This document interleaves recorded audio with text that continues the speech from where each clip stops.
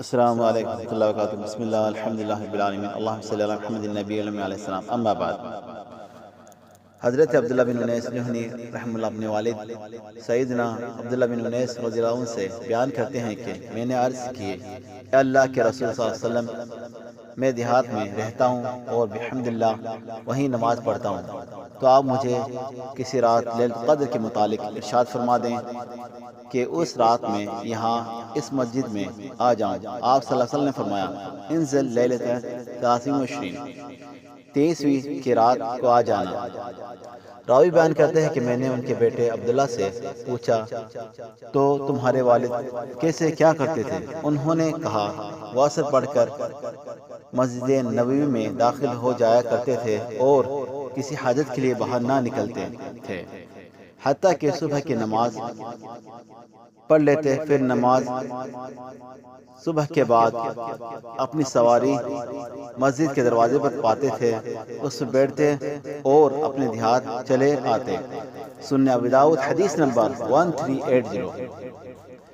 اہل مدینہ کے ہاں یہ رات اسی صحابی کی مناسبت سے لیلۃ الجہنی کے نام سے معروف تھی، اور اس رات کا خاص اہتمام کیا جاتا تھا۔ لوگ گھروں سے بالخصوص قیام اللیل کے لیے مسجد نبوی صلی اللہ علیہ وسلم پہنچا کرتے تھے۔ الطبقات لابن سعد جلد نمبر 4 صفحہ نمبر 400، التمہید لابن عبد البر جلد نمبر 13 صفحہ نمبر 426۔ سیدنا عبداللہ بن انیس رضی اللہ عنہ بیان کرتے ہیں کہ رسول اللہ صلی اللہ علیہ وسلم نے فرمایا، مجھے شب قدر دکھائی گئی، پھر مجھے بھلا دی گئی، اس کی صبح میں اپنے آپ کو دیکھتا ہوں کہ پانی اور مٹی میں سجدہ کر رہا ہوں۔ راوی بیان کرتے ہیں کہ 23ویں رات ہم پر بارش ہوئی، رسول اللہ صلی اللہ علیہ وسلم نے ہمیں نماز پڑھائی، پھر آپ صلی اللہ علیہ وسلم نے سلام پھیرا تو آپ کی پیشانی اور ناک پر پانی اور مٹی کے نشانات تھے۔ عبداللہ بن انیس رضی اللہ عنہ کہا کرتے تھے، لیلۃ القدر 23ویں ہے۔